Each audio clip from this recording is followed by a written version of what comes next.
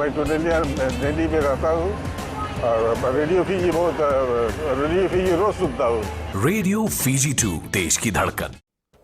In the news tonight, New Zealand and Australian Defence Forces arrive with relief supplies. Turangani Koro's death classified as murder. And Prime Minister announces cabinet reshuffle. From the studios of FBC Suva, Jamie Toro. The New Zealand and Australian Defence Forces arrived with relief supplies in Nandi this afternoon to assist those affected by Tropical Cyclone Harold and also as part of COVID-19 response efforts. Receiving the relief supplies, Minister for Disaster Management, Inia Ratu, says the ongoing support from the two neighbouring countries outlines the Vuvale partnership. Sanyani Mboila reports. The timely assistance will greatly assist the government in combating COVID-19 and also provide immediate response to families who have been severely affected by TC Harold. What we received today will be pushed to the areas where they are badly needed, both in our efforts against COVID-19 and of course for TC Harold as well. New Zealand High Commissioner to Fiji, Jonathan Kerr, says there is strong partnership between Fiji, Australia and New Zealand when responding in times of need. Of three countries working together seamlessly to respond to needs in Fiji and the wider region. Australian High Commissioner to Fiji, John Fix, commended the work of the National Disaster Management Office and the government in quickly responding to damage caused by TC Harold while managing the COVID-19 pandemic.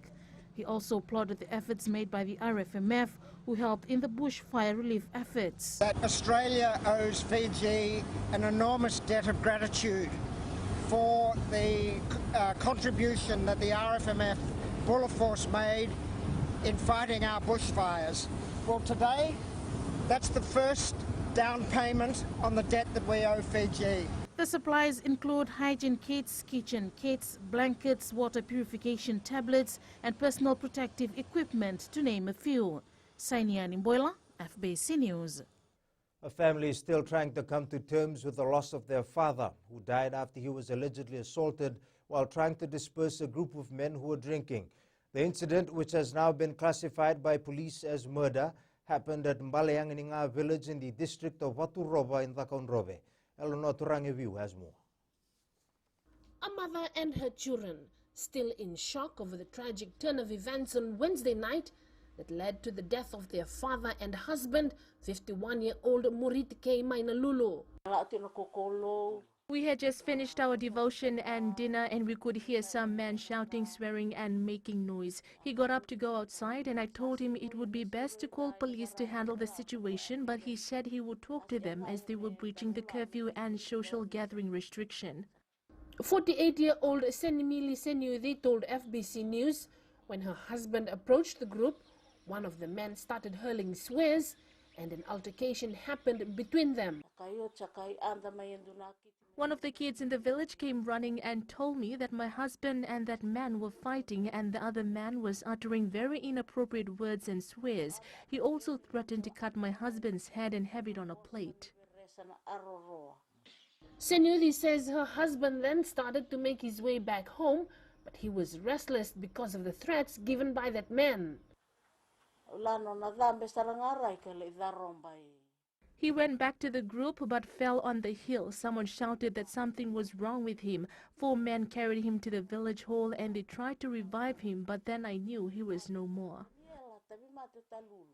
Mainalulu has been described as a very humble man who had so much love for everyone, especially his family.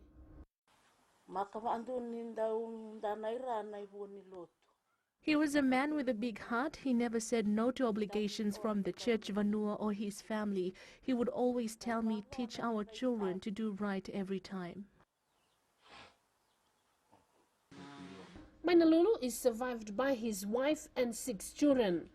Talks are underway with regards to his funeral, while the post-mortem examination is expected to be conducted this weekend. The suspect in this case remains in police custody. Eleanor Turangaiviu, FBC News. 64 arrests were made last night with regard to breaches of COVID-19 restrictions And while the numbers have decreased, social gatherings continue to top the list. 48 arrests were for breaching social gathering directives, with 22 cases from the Southern Division, 13 recorded in the West, 9 in the Central Division, and 4 in the East. For curfew breach, 9 were recorded in the Southern Division, 3 in the West, while the Central and Northern Divisions recorded 2 cases each. Prime Minister Vorenge Bainimarama announced a cabinet reshuffle effective from last night. The newest addition to cabinet is Fayaz Koya, who takes up the portfolio of Minister for Commerce, Trade and Tourism, formerly known as the Ministry of Industry, Trade and Tourism. He will also serve as the Minister for Transport. Pramila Kumar will continue to serve as the Minister for Local Government and the Minister for Housing and Community Development.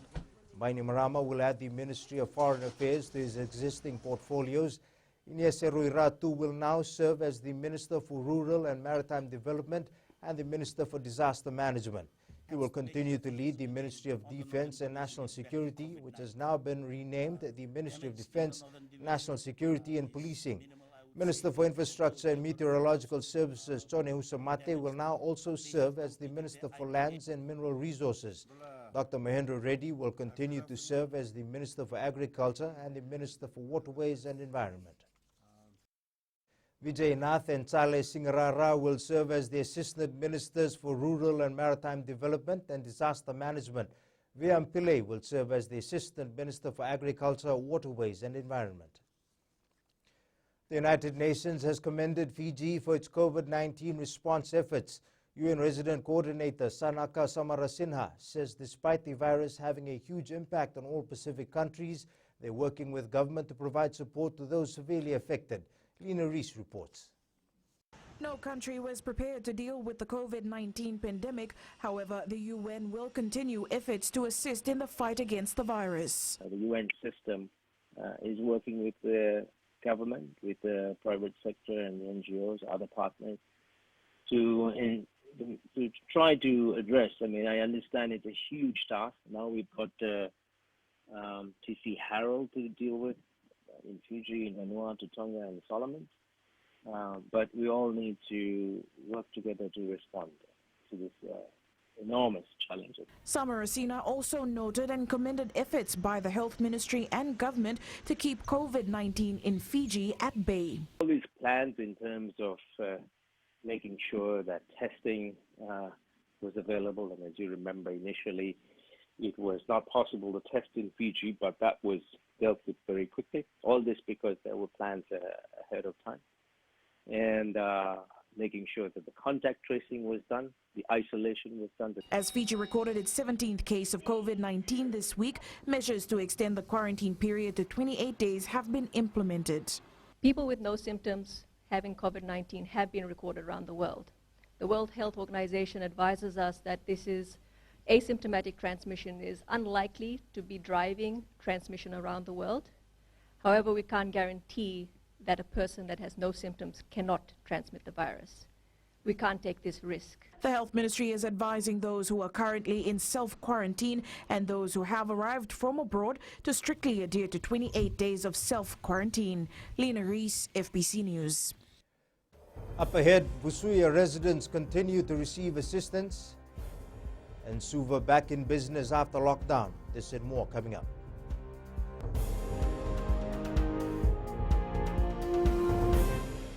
Nadang ko approach lang kerse, ngor keraki, do televisi navarong na Radio Fiji 1, nandom ibit. Radio Fiji 1, nandom.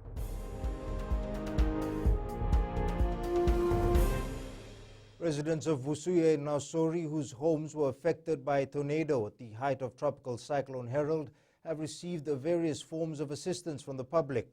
Sanyani Mboyle reports for some residents it's rebuilding a home after years of struggle and sacrifice. Over 20 homes in the area were affected by the disaster last week. Vusuya resident Anil Singh says they have been living with his auntie after TC Harold damaged their home. We are currently living with my auntie. Once our house is complete, then we will move back. So far, we got support from Delta Timber, which has given us tin and wood to complete our roof. For Suren Lal, it's a whole new start for the entire family. So far, I haven't done anything, not yet.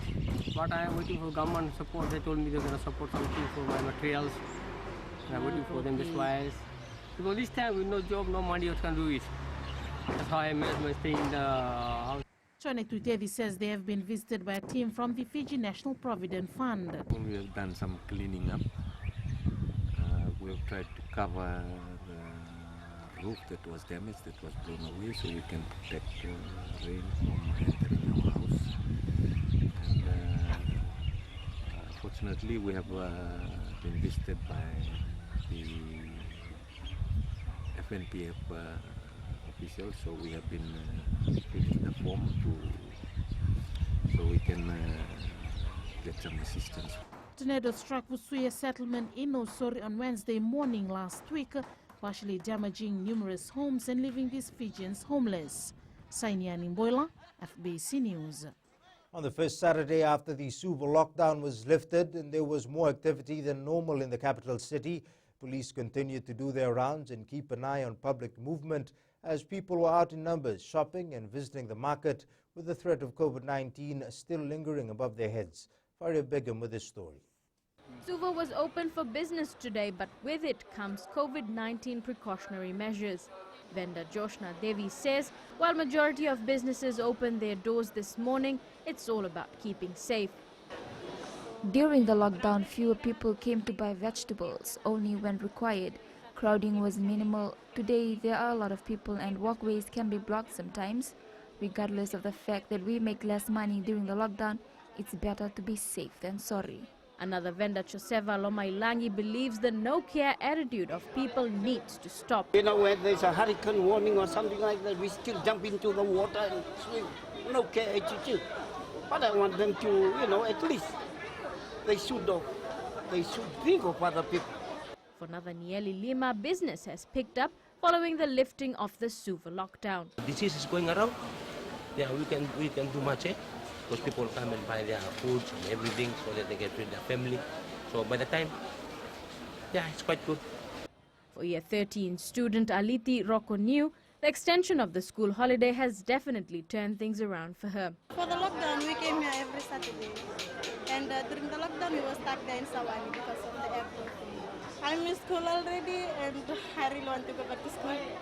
Police Commissioner Brigadier General Sitiveni Ngilio says even though it's the weekend, it does not mean we should relax. He says there was a lot of police visibility in towns and cities today to ensure COVID-19 restrictions are being followed. Faria Begum, FBC News.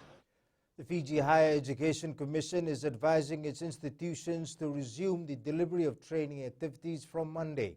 Communications Officer Epineri Rawalai says this follows a memo issued earlier requesting all higher education institutions to defer all face-to-face trainings until last Friday due to COVID-19. Rawalai says it's crucial for all institutions to conduct trainings using online platforms as a precautionary measure.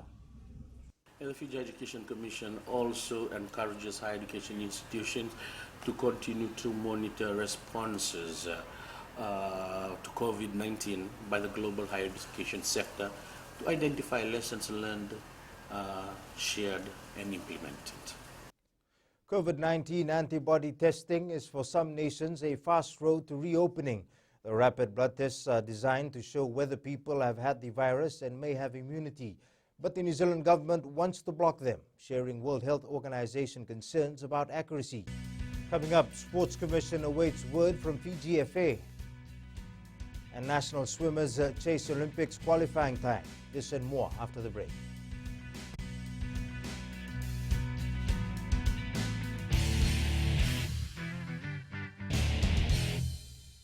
My name is Neha and I'm from Karavi. And Mirchi FM, it's hot. Mirchi FM, it's hot.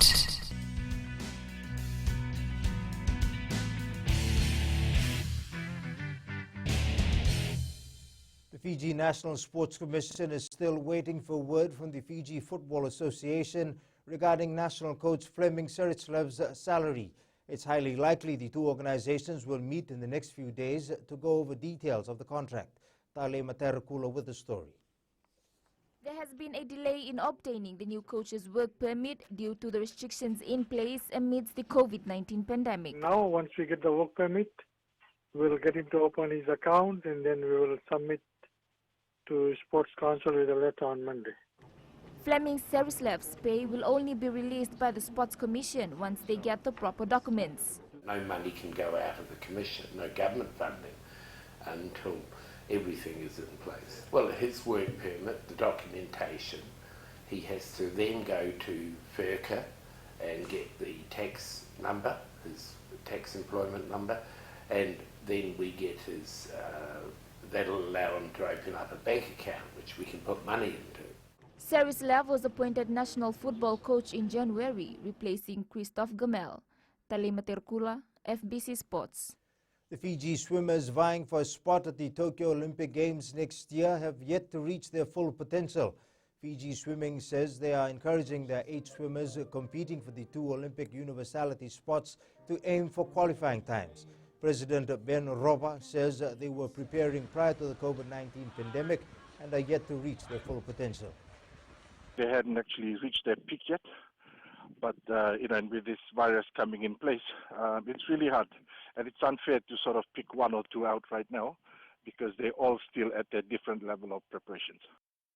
A leading global health scientist believes it's very unrealistic that the Tokyo Olympics and Paralympics will take place next year unless a coronavirus vaccine is found by then.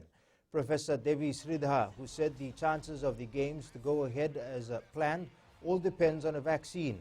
Professor Sridhar said the development of effective and affordable treatment would be a game changer in whether the postponed games takes place as rescheduled. The International Olympic Committee reiterates their hope of the Games being the light at the end of the tunnel, but Coordination Commission Chair John Coates acknowledged COVID-19 could still affect the rescheduled Olympics, which are due to take place from July 23rd to 8th August 2021. Premier League clubs remain committed to playing the 92 remaining fixtures of the current season.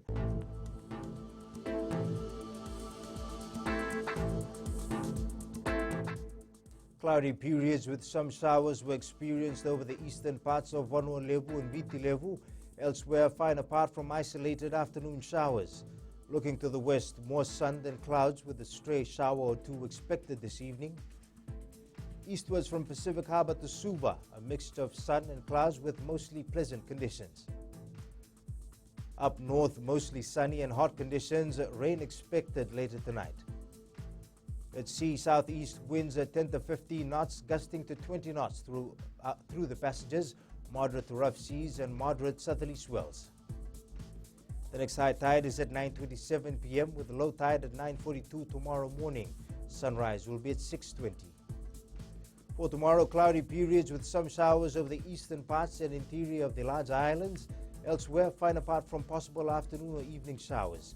Temperatures in all major centers will be fairly cool, hitting 30 degrees or lower. Looking further on to Tuesday, mostly fine conditions. Recapping the main stories, New Zealand and Australian Defence Forces arrived with relief supplies. Turanganikoro's death classified as murder, and PM announces cabinet reshuffle. For these stories and others, you can tune in daily to our sister radio station Gold FM to our poll question. This week we're asking, should those caught breaching curfew be given mandatory jail time? Visit our website to answer. You can send us newsworthy pictures and videos on email fpcnews@fpc.com.fj or share it with us via Facebook page FPC News. That's your 7 p.m. FPC News. I'm Jamie Toro. Thank you for the privilege of your time. From everyone here at Broadcasting House, please take care and please stay at home as much as possible in these unprecedented times.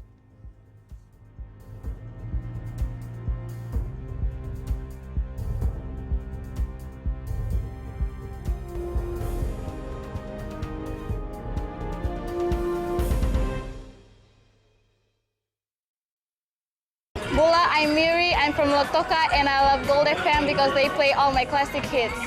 Gold FM, only the classic hits.